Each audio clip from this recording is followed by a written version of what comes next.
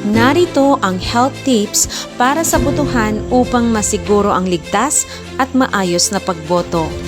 Una, magsuot ng face mask kung ikaw ay may ubo sa buong panahon ng pagboto, lalo na kung matao ang lugar.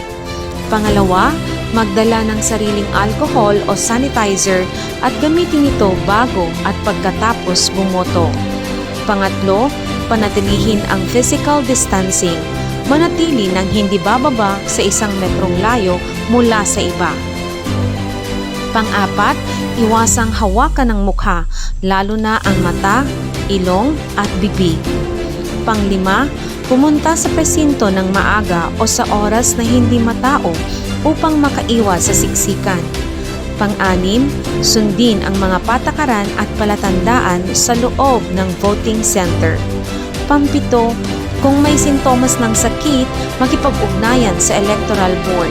May hiwalay na voting area o containment area para sa mga may sintomas. Pang-walo, uminom ng maraming tubig at iwasang na-expose sa araw ng matagal.